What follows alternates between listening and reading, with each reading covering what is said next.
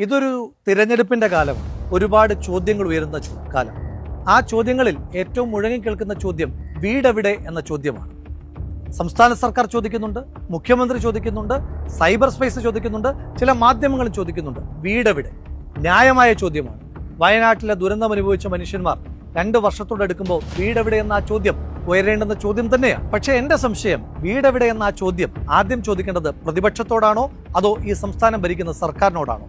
ഞാൻ പറയും, ആ ചോദ്യം ചോദിക്കേണ്ടത് സംസ്ഥാന സർക്കാരിനോടാണ്. കാരണം ഞാനും നിങ്ങളും നമ്മളും ഒന്നിച്ചു നിന്ന് 778 കോടി രൂപ വയനാടിനെ പുനരുജ്ജീവിപ്പിക്കുവാൻ വേണ്ടി ദുരിതാശ്വാസ നിധിയിലേക്ക് അടച്ചത് സംസ്ഥാന സർക്കാരിലാണ്. സംസ്ഥാന സർക്കാരിന്റെ CMDRFിലേക്കാണ് നമ്മൾ ആ തുക കൈമാറിയിട്ടുള്ളത്. ആ തുക വെച്ചിട്ട് ഈ 2 വർഷം എടുക്കുമ്പോൾ ഈ സംസ്ഥാന സർക്കാർ എന്തെല്ലാമാണ് ചെയ്തിരിക്കുന്നത്? ദുരന്തമുണ്ടായി കൃത്യം 20 മാസമാകുമ്പോൾ ഈ സംസ്ഥാന സർക്കാർ പൂർത്തീകരിച്ച് ആ വീടുകളിൽ താമസിക്കുന്ന ഒരു മനുഷ്യനെങ്കിലും നിങ്ങൾക്ക് വയനാട്ടിൽ കാണിച്ചു തരാൻ കഴിയും? ഇല്ല. അപ്പോൾ നിങ്ങൾ പറയും, സംസ്ഥാന സർക്കാർ 178 വീടുകൾ കൈമാറിയില്ലേ? 178 വീടുകൾ കൈമാറുന്നൊരു ചടങ്ങ് നടത്തി. അത് PR-ന് വേണ്ടി, തെരഞ്ഞെടുപ്പുമായി ബന്ധപ്പെട്ട് പെരുമാറ്റച്ചട്ടം വരുന്നതിന് മുമ്പ് PR-ന് വേണ്ടി ഉപയോഗിക്കുകയും ചെയ്തു. പക്ഷെ ആ 178 വീടുകളിൽ ഒന്നിലെങ്കിലും ആളുകൾക്ക് താമസിക്കാൻ കഴിയുന്നുണ്ട്? ഇല്ല. കാരണം മഹാഭൂരിപക്ഷ വീടുകളിലും ഇലക്ട്രിഫിക്കേഷൻ പൂർത്തീകരിച്ചിട്ടില്ല. ചില വീടുകളിൽ പ്ലംബിംഗ് ആക്ടിവിറ്റീസ് പൂർത്തീകരിച്ചിട്ടില്ല. പിന്നെങ്ങനെയാണ് ആ വീട്ടിൽ മനുഷ്യന്മാർ താമസിക്കുക? ഇന്ന് നമ്മൾ ഈ സംസാരിക്കുന്ന ദിവസം വരെ വയനാട്ടിലെ സർക്കാർ കൈമാറിയ ഒരു വീട്ടിൽ പോലും ഒരാൾ പോലും താമസിക്കുന്നില്ല എന്ന കണക്ക് നിങ്ങളിൽ എത്ര പേർക്ക് മുന്നിൽ ഈ കേരളത്തിലെ മുഖ്യധാരാ മാധ്യമങ്ങൾ എത്തിച്ചിട്ടുണ്ട്? ഇനിയും ഇതുവരെ നമ്മൾ അക്കൗണ്ട് ചെയ്തിട്ടില്ലാത്ത, ഓഡിറ്റ് ചെയ്തിട്ടില്ലാത്ത ചില കണക്കുകളിലേക്ക് കിടക്കാം. വയനാട്ടിൽ ആകെ മുഖ്യമന്ത്രിയുടെ ദുരിതാശ്വാസ നിധിയിലേക്ക് നമ്മൾ സംഭാവന ചെയ്ത തുക 778 കോടി രൂപ. ആ 778 കോടി രൂപയിൽ സംസ്ഥാന സർക്കാർ ടൗൺഷിപ്പ് നിർമ്മിക്കുവാൻ വേണ്ടി മാത്രം ചെലവഴിക്കുന്ന തുക 299. അതായത് മിച്ചം 479 കോടി. അതിലേക്ക് കടക്കാം. ഈ 299 കോടി രൂപയ്ക്ക് വയനാട്ടിൽ ടൗൺഷിപ്പ് നിർമ്മിക്കുവാൻ കരാറ് കൊടുത്തിരിക്കുന്നത് ഊരാളുങ്കൽ ലേബർ സൊസൈറ്റിക്കാണ്. ഊരാളുങ്കൽ 299 കോടി രൂപയുടെ വയനാട്ടിലെ പുനർനിർമ്മാണ പാക്കേജ് കൊടുക്കുമ്പോൾ യാതൊരു വിധമായ ടെൻഡർ നടപടികളും പാലിക്കപ്പെട്ടിട്ടില്ല.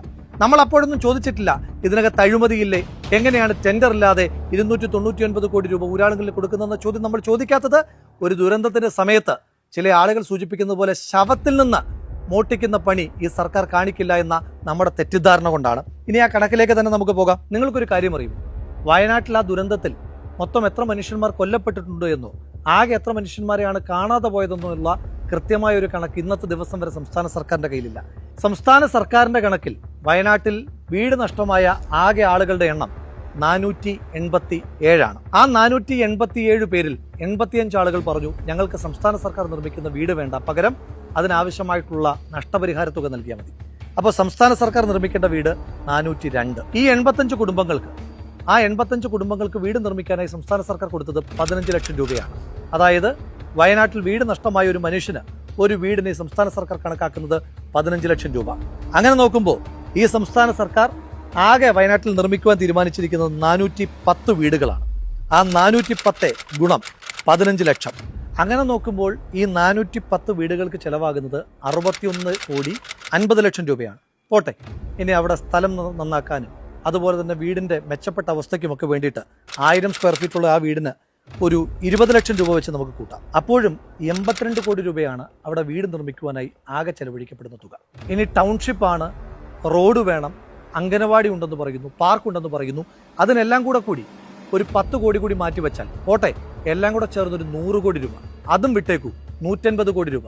പക്ഷെ ടൗൺഷിപ്പിന് വേണ്ടി ആകെ മാറ്റി വെച്ചിരിക്കുന്ന തുക 299 കോടിയാണ്. അപ്പോൾ ഈ ബാക്കി 149 കോടി വെച്ച് ഈ സംസ്ഥാന സർക്കാർ ഊരാളുകളിലും കൊണ്ട് എന്ത് ചെയ്യാനാണ് ഉദ്ദേശിക്കുന്നത്? അത് വയനാട്ടിൽ എന്തെങ്കിലും നിർമ്മിക്കുവാൻ വേണ്ടിയിട്ടാണോ അതോ CPM-കാർക്ക് വയർ നിറയ്ക്കുവാൻ വേണ്ടിയിട്ടാണോ എന്ന് നിങ്ങൾ തന്നെ പറയേണ്ടുന്ന കണക്കാണ്. അപ്പോൾ സർക്കാരിന്റെ ദുരിതാശ്വാസ നിധിയിലെ ബാക്കി പണത്തെ പറ്റിയും ഈ 299 കോടി രൂപയിലെ ബാക്കിയെ പറ്റിയുമൊക്കെ നമുക്ക് ഓഡിറ്റ് ചെയ്യണ്ടേ? ഓഡിറ്റ് ചെയ്യാനുള്ള അവകാശം നമുക്കുണ്ട്. കാരണം അത് പ്രതിപക്ഷം കൂടി കൊടുത്ത പൈസയാണ്. കർണാടക സർക്കാർ രാഹുൽ ഗാന്ധിയുടെയും പ്രിയങ്ക ഗാന്ധിയുടെയും KC വേണുഗോപാലിന്റെയും ഒക്കെ സമ്മർദ്ദത്തിന്റെ ഭാഗമായി 20 കോടി രൂപയാണ് സംസ്ഥാന സർക്കാരിന് ഭവന നിർമ്മാണത്തിന് വേണ്ടിയിട്ട് കൊടുത്തിരിക്കുന്നത്. അതുപോലെ തന്നെ കേരളത്തിലെ UDF-ന്റെ MLA-മാർ, പ്രതിപക്ഷ നേതാവ് അടക്കമുള്ള ആളുകൾ, MP-മാർ, അവരെല്ലാവരും വയനാട് ദുരിതാശ്വാസ നിധിയിലേക്ക് പണം കൈമാറിയിട്ടുണ്ട്. അപ്പം നമുക്ക് കൂടി അവകാശപ്പെട്ട ഈ സംസ്ഥാനത്തിന്റെ പൊതുവായ പണം, ആ പണം എങ്ങനെയൊക്കെ ചിലവഴിക്കപ്പെട്ടു എന്നതിനെപ്പറ്റി കൃത്യമായ കണക്ക് നമുക്കറിയണം. ഇനി തിരിച്ച് കോൺഗ്രസിനോട് നിങ്ങൾക്ക് ചോദിക്കാം, പ്രതിപക്ഷത്തോട് നിങ്ങൾക്ക് ചോദിക്കാം, എന്തിനെപ്പറ്റി? കാലതാമസത്തെപ്പറ്റി. ശരിയാണ്, പ്രതിപക്ഷത്തിന് കാലതാമസം ഉണ്ടായിട്ടുണ്ട് ഭവന നിർമ്മാണത്തിൽ. ഒരു കാര്യം നിങ്ങൾ മനസ്സിലാക്കേണ്ടത്, ഈ സംസ്ഥാനത്തെ എല്ലാ ഭൂമിയുടെ മുകളിലും കൂടുതൽ അവകാശമുള്ള സംസ്ഥാന സർക്കാർ, ആ സർക്കാരിന് പോലും 2024 ജൂലൈയിൽ ദുരന്തമുണ്ടായിട്ട് ഭൂമി ഏറ്റെടുപ്പ് പൂർത്തീകരിക്കുവാൻ കഴിഞ്ഞത് 2025 ഏപ്രിൽ മാസം 11 തീയതിയാണ്. ഏതാണ്ട് ഒരു വർഷത്തോടെടുത്തു സംസ്ഥാന സർക്കാരിന്. അതിനേക്കാൾ കുറച്ചുകൂടി സമയം കോൺഗ്രസിനെടുത്തു. കോൺഗ്രസിന് മേപ്പാടിയിൽ കുന്നുംപറ്റയിൽ സ്ഥലം വാങ്ങിയിട്ടുണ്ട്. ഇന്ത്യൻ നാഷണൽ കോൺഗ്രസ് KPCCയുടെ നേതൃത്വത്തിൽ ആപ്പ് വഴി ഏതാണ്ട് 4.5 കോടി രൂപയാണ് സമാഹരിച്ചതെന്നാണ് ഞാൻ മനസ്സിലാക്കുന്നത്.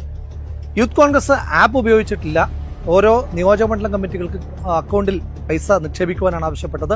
അത് പ്രകാരം സംസ്ഥാന യൂത്ത് കോൺഗ്രസ് കമ്മിറ്റി ഏതാണ്ട് 1,05,00,000 രൂപ KPCC കൈമാറുകയും ചെയ്തു. ഈ പണം കൊണ്ട് എന്ത് ചെയ്തു? ഈ പണം ഉപയോഗിച്ചുകൊണ്ടാണ് വയനാട് മേപ്പാടിയിൽ കുന്നുംപറ്റയിൽ കോൺഗ്രസ് സ്ഥലമേറ്റെടുത്തത്. ആ സ്ഥലത്ത് നിർമ്മാണ പ്രവർത്തനങ്ങൾക്ക് ആവശ്യമായിട്ട് സ്ഥലം വൃത്തിയാക്കുന്ന പ്രവർത്തനങ്ങളുമായിട്ട് ഇപ്പോൾ മുന്നോട്ട് പോവുകയും ചെയ്യുകയാണ്. ഇനി കണക്കിനെ ഓഡിറ്റ് ചെയ്യുകയാണെങ്കിൽ, ഞാൻ യൂത്ത് കോൺഗ്രസ് പ്രസിഡന്റ് ആയിരിക്കുമ്പോഴാണ് പത്തനംതിട്ടയിൽ വെച്ച് മാധ്യമ സമ്മേളനം നടത്തിയിട്ട് ചോദിച്ചു. ഞാൻ സംസ്ഥാന യൂത്ത് കോൺഗ്രസ് കമ്മിറ്റിയുടെ സ്റ്റേറ്റ്മെന്റ്, ബാങ്ക് സ്റ്റേറ്റ്മെന്റ് എടുത്ത് കൈരളിയുടെ റിപ്പോർട്ടറോടാണ് കൊടുക്കുന്നത്. നിങ്ങളിത് പരിശോധിച്ചിട്ട് ഇന്നത്തെ ദിവസം വരെ ഈ അക്കൗണ്ടിൽ നിന്ന് 1 രൂപയെങ്കിലും പിൻവലിച്ചതായി തെളിയിച്ചാൽ ഞാൻ ആ ഉത്തരവാദിത്വത്തിൽ നിന്ന് രാജിവെക്കാം എന്നെന്ന് വെല്ലുവിളിക്കുകയും ചെയ്തിരുന്നു. ഇനി തിരിച്ച് പണം കൊടുത്തുവെന്ന് പറയുന്ന DYFIയുടെ കണക്കിനെ പറ്റി നമുക്ക് ഓഡിറ്റ് ചെയ്യണ്ടേ? DYFI എന്നാണ് മുഖ്യമന്ത്രിക്ക് ചെക്ക് കൈമാറിയത്? 2025 ഏപ്രിൽ മാസമാണ് 20 കോടി രൂപയുടെ ചെക്ക് മുഖ്യമന്ത്രിക്ക് കൈമാറിയത്. അതായത് 2025 ഏപ്രിൽ മാസം DYFIക്ക് 20 കോടി രൂപ അവരുടെ അക്കൗണ്ടിലേക്ക് എത്തി. അതുകൊണ്ടാണല്ലോ സംസ്ഥാനത്തിന്റെ മുഖ്യമന്ത്രിക്ക് ചെക്ക് കൈമാറുവാൻ കഴിയുന്നത്. ഇനി തിരിച്ച് DYFI അക്കൗണ്ടിൽ പണം നിക്ഷേപിക്കുന്നതെന്നാണ് 2026 ജനുവരി മാസം. അതായത് 10 മാസം 20 കോടി രൂപ DYFIയുടെ അക്കൗണ്ടിലുണ്ടായിരുന്നു. ഇനി അതിന്റെ കണക്ക് നമുക്ക് നോക്കാം. 20 കോടി രൂപ നമ്മുടെ നാട്ടിലൊക്കെ ശരാശരിയുള്ള ഒരു പലിശ ഉണ്ടല്ലോ, 7%. 7% വെച്ച് പലിശ നോക്കിയാൽ തന്നെ 20 കോടി 10 മാസം അക്കൗണ്ടിൽ കിടക്കുമ്പോൾ ഏതാണ്ട് 1,16,00,000 രൂപ DYFIക്ക് കിട്ടിയിട്ടുണ്ട്. ആ 1,16,00,000 രൂപ വെച്ച് DYFI എന്താ ചെയ്തത്? അതിനെപ്പറ്റി നമുക്ക് ഓഡിറ്റ് ചെയ്യണ്ടേ? അപ്പോൾ നമുക്ക് ഓഡിറ്റുകൾ വേണം. കാലതാമസത്തെപ്പറ്റി ഓഡിറ്റ് ചെയ്യണം, കിട്ടിയ പണത്തെപ്പറ്റിയും ഓഡിറ്റ് ചെയ്യണം. ആ ഓഡിറ്റ് ചെന്നെത്തുക സംസ്ഥാന സർക്കാരിലേക്കായിരിക്കും. പ്രതിപക്ഷത്തെ സംബന്ധിച്ചിടത്തോളം ഏറ്റവും എളുപ്പമുള്ള ജോലി ചോദ്യം ചോദിക്കലായിരുന്നു. പക്ഷേ UDF പ്രതിപക്ഷമായിരിക്കുമ്പോൾ ചോദ്യം ചോദിക്കുകയല്ല, എന്തുകൊണ്ട് വീട് വൈകി, എന്തുകൊണ്ടാണ് നിങ്ങൾ വീട് നിർമ്മിക്കാത്തത് എന്ന ചോദ്യം ചോദിക്കുന്നതിന് പകരം ഞങ്ങൾ ചെയ്തത്, UDF ചെയ്തത്, ഞങ്ങൾ കൂടി സംസ്ഥാന സർക്കാരിനോടൊപ്പം നിന്ന് വീട് നിർമ്മിക്കാം, വയനാടിനെ പുനരുജ്ജീവിപ്പിക്കാം, ഈ നാടിനെ ചേർത്ത് പിടിക്കാമെന്നാണ്. അങ്ങനെ കൺസ്ട്രക്റ്റീവായിട്ടുള്ള, അങ്ങനെ പ്രൊഡക്റ്റീവായിട്ടുള്ള, പ്രോഗ്രസീവായിട്ടുള്ള ഒരു പ്രതിപക്ഷത്തെ ഇങ്ങനെ ഓഡിറ്റ് ചെയ്തുകൊണ്ടേയിരിക്കുന്ന സമയത്ത് നിങ്ങൾ സംസ്ഥാന സർക്കാരിനോടുള്ള ചോദ്യങ്ങൾ മറന്നു പോകാതിരിക്കുവാൻ പ്രത്യേകം ശ്രദ്ധിക്കണം.